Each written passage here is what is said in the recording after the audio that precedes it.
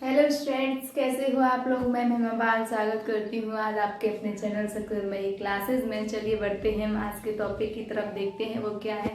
आज का जो हमारा नया और इंटरेस्टिंग टॉपिक है वो है होम साइंस क्लास 12th का।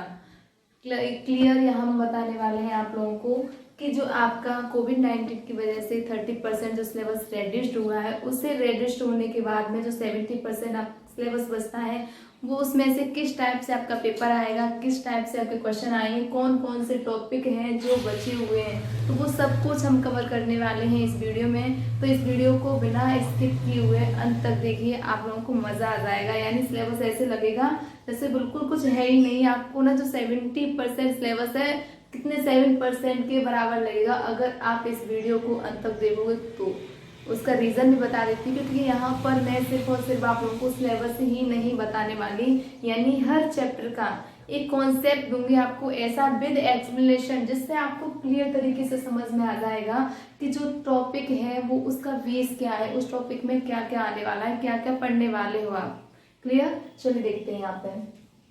तो मैं आप लोगों को बताना चाहूंगी कि जो हमारे होम साइंस से मिलते हैं हमें 100 मार्क्स। कितने मिलते हैं? 100, जिसमें से हमारा 70% का यानी 70% होता है क्या, सिलेबस, और 30% हमारा आता है प्रैक्टिकल।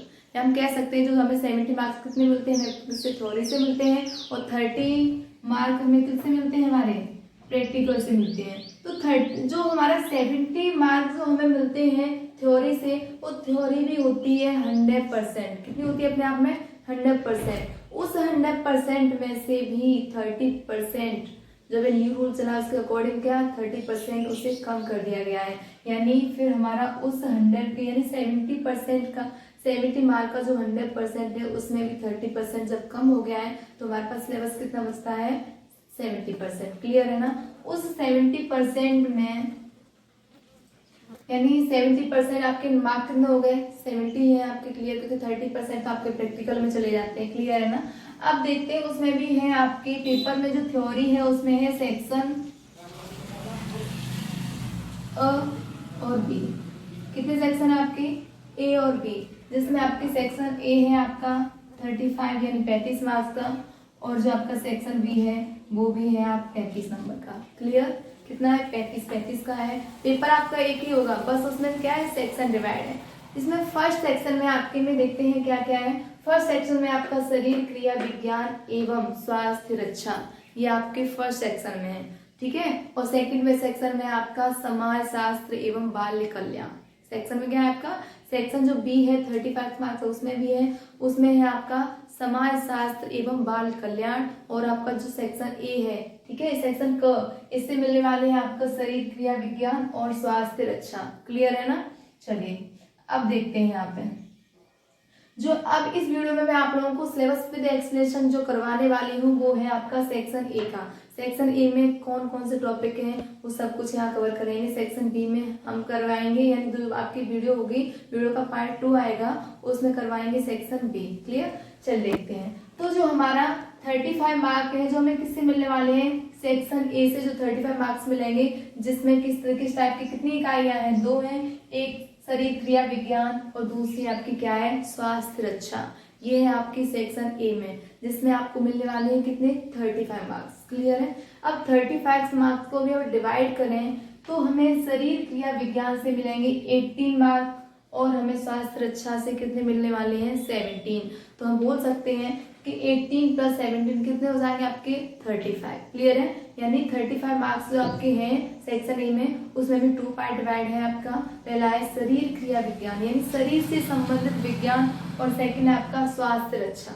क्लियर। तो दोनों को 18 और 17 मिला दें, कितना हो जाएगा आपका? 35 मार्क्स मिलेंगे आपको। चलिए देखते हैं सिलेबस में क्या क्या है। इन 35 मार्क्स में हमें क्या क्या मिलने वाला है। शरीर क्रिया विज्ञान की तरफ देखें तो इसमें आपका जो पहला टॉपिक है संतुलित आहार, तो इसमें आने वाला है, इसमें आप पढ़ने वाले हो संतुलित आहार क्या होता है, इसकी निर्धारित कारक क्या क्या है। क्लियर है ना। यानी किस उम्र के अनुसार हमें किस व्यक्ति को कैसा आहार देना चाहिए, यानी आय के अकॉर्डिंग। ठीक है। हमारा जो आपका जो फूड होना चाहिए वो कैसा होना चाहिए आपका। लिए तो ये सब कुछ हम किस में कवर करने वाले हैं? आपके फर्स्ट चैप्टर में कवर करेंगे संतुलित आहार क्या है, एक व्यक्ति को आय के अनुसार किस व्यक्ति को कैसा आहार देना चाहिए, यानी शैशवावस्था में कैसा आहार देना चाहिए, बाल्यावस्था में आहार कैसा होना चाहिए, किशोरावस्था, वृद्धावस्था, प्रौढ़ावस्था, गर्भावस्था, यानी किस अवस्था में हमें किस प्रकार का आहार देना चाहिए, वो सब कुछ हमारा किस में होगा, आएगा हमारे फर्स्ट चैप्टर में। क्लियर। सेकंड चैप्टर में देखते हैं आपका है परिसंचरण तंत्र। इस चैप्टर के अंतर्गत आप पढ़ने वाले हो परिसंचरण तंत्र क्या है, परिसंचरण तंत्र किन किन अंगों से मिलकर बना है। तो किन किन अंगों से मिलकर, भाई आपका हृदय है, हृदय ना, यानी परिसंचरण क्या है आपका, धमनियां है, शिराएं हैं, ये सब कुछ किसके अंतर्गत आते हैं, परिसंचरण तंत्र के अंदर, जिसके अंतर्गत आप पढ़ोगे रक्त क्या है, रक्त कैसे बनता है, रक्त किस व्यक्ति का कौन सा रक्त होता है, कौन सा ब्लड ग्रुप, यानी कौन कौन से ब्लड ग्रुप होते हैं, यानी ब्लड ग्रुप के आधार पर रक्त हमारा कितने प्रकार का होता है, तो और ब्लड ग्रुप यानी रक्त कैसे शुद्ध होता है, रक्त अशुद्ध कैसे होता है। ठीक है, जब रक्त अशुद्ध होगा तो उसे हम शुद्ध की प्रक्रिया जो होती है वो क्या होती है, जो हृदय है हमने सुना है हार्ट एक पंप करने का कार्य करता है, तो वो कैसे पंप करता है, यानी रक्त को प्योरीफाई करता है, यानी किस तरीके से वो रक्त को शुद्ध करने का कार्य करता है, कौन कौन से अंग होते हैं जो रक्त को लाने ले जाने का कार्य करते हैं, तो सब कुछ ये प्रक्रिया होगी हमारे किस में पढ़ने वाले हैं, ये कवर करेंगे हम किसमें, परिसंचरण तंत्र में। क्लियर। चलिए देखते हैं, बढ़ते हैं श्वसन तंत्र की तरफ। किसकी तरफ बढ़ेंगे, श्वसन तंत्र की तरफ। तो श्वसन तंत्र के तक आने वाले हैं आपके फेफड़े हैं, श्वास नली है, यानी श्वसन तंत्र क्या होता है, श्वसन तंत्र किन किन अंगों से मिलकर बना होता है, श्वसन तंत्र के जो अंग होते हैं, श्वसन अंग उनके क्या क्या कार्य होते हैं, सांस लेने की हमारी क्या प्रक्रिया होती है, हम सांस यानी श्वास को अंदर ग्रहण करते हैं उस प्रक्रिया को क्या कहते हैं, श्वास को हम छोड़ते हैं उस प्रक्रिया को क्या कहते हैं, हमें किस तरह की श्वास लेनी चाहिए, ये सब कुछ हम किस में कवर करेंगे, ये कवर करेंगे हम श्वसन तंत्र में। फेफड़े किस तरीके से हमारे ऑक्सीजन ग्रहण करते हैं और किस तरीके से कार्बन डाइऑक्साइड छोड़ते हैं, उनमें कौन कौन से अंग भाग लेते हैं, क्या क्या प्रोसेस होती हैं, सब कुछ मिलेंगे हमें श्वसन तंत्र में। चलिए नेक्स्ट टॉपिक देख लेते हैं आपका तंत्रिका तंत्र और ज्ञानेंद्रियां। तंत्रिका तंत्र और ज्ञानेंद्रियां। ज्ञानेंद्रियां क्या होती है, देखिए हमारे व्यक्ति के अंदर जितने भी आंतरिक या बाह्य परिवर्तन होते हैं, व्यक्ति के अंदर जितने भी आंतरिक या बाहरी जितने भी परिवर्तन होते हैं वो सभी हमारे क्या होते हैं, उद्दीपक होते हैं। क्या होते हैं, उद्दीपक। इन्हीं उद्दीपकों को तंत्रिका तंत्र तक जो भी अंग पहुंचाते हैं उन्हें हम क्या बोलते हैं, ज्ञानेंद्रियां कहते हैं। तो इसमें आपको इस टॉपिक में यानी इस चैप्टर में आपको मिलेगा ज्ञानेंद्रियां क्या है, ज्ञानेंद्रियां क्या काम करती हैं, ज्ञानेंद्रियां कितने प्रकार की होती हैं और कौन कौन सी होती है, उद्दीपक क्या है, उद्दीपकों का तंत्रिका तंत्र से क्या रिलेशन है, ये तंत्रिका तंत्र क्या है, तंत्रिका तंत्र किससे मिलकर बना है, कौन कौन से अंग तंत्रिका तंत्र के अंतर्गत आते हैं, तंत्रिका तंत्र कितने प्रकार का होता है, इसका तंत्रिका तंत्र का हमारी बॉडी में है क्या महत्व है, तो वो सब कुछ हमें किससे मिलेगा, हमारे तंत्रिका तंत्र और ज्ञानेंद्रियां।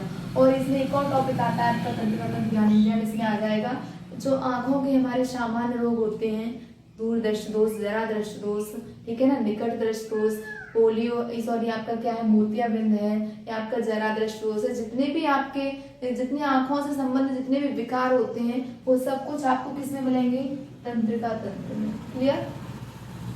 अंतःस्रावी ग्रंथियां, यानी हमारे शरीर में कितनी प्रकार की ग्रंथियां होती है, जो अंतःस्रावी ग्रंथियां हैं वो कितने प्रकार की होती है, कौन कौन सी होती हैं, किस अंतःस्रावी ग्रंथि का क्या क्या कार्य होता है, अंतःस्रावी ग्रंथियां कौन सी अंतःस्रावी ग्रंथि कौन सा रस स्रावित करती है, या फिर इनका बॉडी में हमारी बॉडी है उसमें क्या इम्पोर्टेंसी होती है, वो सब कुछ आपको किससे मिलेगा, अंतःस्रावी ग्रंथियों से। क्लियर। तो ये था हमारा सेक्शन ए का पार्ट 1, जिसमें से ये था शरीर क्रिया विज्ञान। इन चैप्टरों से आपको कितने चैप्टर हुए, आपके 5 चैप्टर हैं, इन 5 चैप्टरों से आपको कितने मार्क्स मिलने वाले हैं, 18 यानी 18 नंबर मिलने वाले हैं। तो कह सकते हैं कैसा है, बहुत ही महत्वपूर्ण है। चलिए इधर देखते हैं स्वास्थ्य रक्षा में, स्वास्थ्य रक्षा की तरफ बढ़ते हैं। ये इससे भी हमें मिलने वाले 70 मार्क, यानी इसमें जो फर्स्ट चैप्टर आपका है रोगों का उद्गम, लक्षण, बचाव एवं उपाय, यानी कौन से रोग, यानी रोग कितने प्रकार के होते हैं, बोलते हैं ना कोई संक्रामक रोग होता है, ठीक है, यानी कोई रोग क्या छूने से होते हैं, कोई रोग खाने पीने से होते हैं, कोई रोग क्या करने से होते हैं, किसी भी कीड़े मकोड़े के काटने से होते हैं। तो इस प्रकार से रोग हमारे कितने प्रकार के होते हैं, किस रोग का क्या लक्षण होता है, किस रोग के कौन से जीवाणु होते हैं, या फिर किस कहते हैं किसी रोग का कहते क्या, वो तो रियल बात होती ही है कि कोई रोग होता है जो जीवाणुओं के फैल द्वारा होता है, कोई रोग होता है हमारे विषाणुओं के द्वारा होता है, कोई रोग होता है हमारे कीटाणुओं के द्वारा होता है। तो विषाणु, रोगाणु, कीटाणु ये क्या है, इनमें क्या है डिफरेंस, किससे हमारे कौन से रोग होते हैं, ठीक है, और हमारे कैसे फैलते हैं, इनका क्या उद्गम, इनका उद्गम कैसे होता है, कितने दिनों में इनके लक्षण प्रकट होने तो सकते हैं, और लक्षण अगर हो जाए उन्हें, हम अगर वो रोग हो जाता तो हम उसका किस तरीके से उपचार करेंगे, या फिर हमें अगर रोग नहीं होता, हमारे आसपास कहीं रोग हो रहा है तो उस रोग से हम खुद को कैसे बचाएंगे, यानी रोग के उपचार, बचाव, किस तरीके से वो फैलते हैं, किस तरीके से उन्हें नष्ट करें, ये सब कुछ आपको रोगों से संबंधित जितनी भी डिटेल है वो आपको किससे मिलेगी, चैप्टर 1 से। क्लियर। चलिए देखते हैं सेकंड टॉपिक आपका है, क्या है, प्रदूषण एवं पर्यावरण।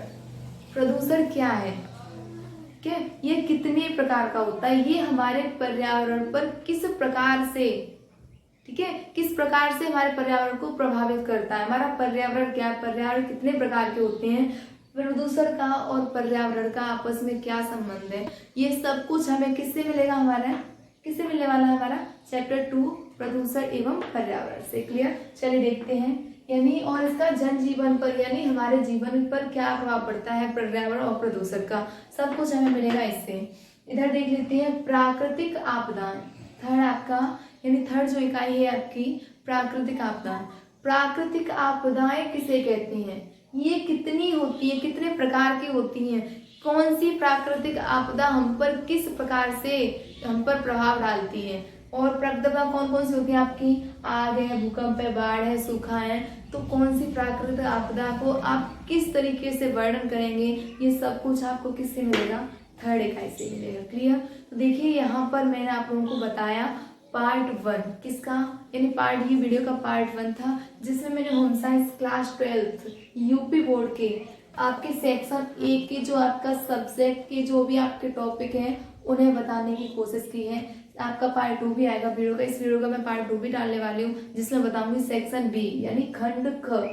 खंड ख में आपको कौन कौन सा आएगा, मैंने भी बताया था आपको, समाज शास्त्र और बाल कल्याण जो है आपका किस में आएगा, सेक्शन बी में आएगा, जो कितने हैं 35 मार्क का है। तो टोटल मिलाकर जो आपका पूरा पेपर होता है 35 + 35 कितना हो जाएगा आपका 70, तो 70 मार्क का आपका एग्जाम पेपर आएगा। क्लियर हो गया होगा। और हाँ, यहाँ पर मैं आप लोगों को एक और अच्छी बात बताने वाली हूँ, यहाँ पर मैं आप लोगों को सिर्फ सिलेबस ही नहीं दे रही हूँ, इस सिलेबस की सीक्वेंस वाइज आपको वीडियो भी प्रोवाइड करवाई जाएंगी, जिससे बच्चों को घर पे रहकर अपनी पढ़ाई करने में कोई भी बाधा न हो। फिर भी अगर आप लोगों को कोई प्रॉब्लम आती है, प्लीज़ आप मुझे कमेंट बॉक्स में कमेंट करके ज़रूर बताएं, मैं आप लोगों की हर समस्या का समाधान करने की कोशिश करूंगी। और आप लोगों को वीडियो कैसी लगती है कमेंट बॉक्स में हमें ज़रूर बताएं। वीडियो देखने के लिए आप सभी का बहुत बहुत धन्यवाद।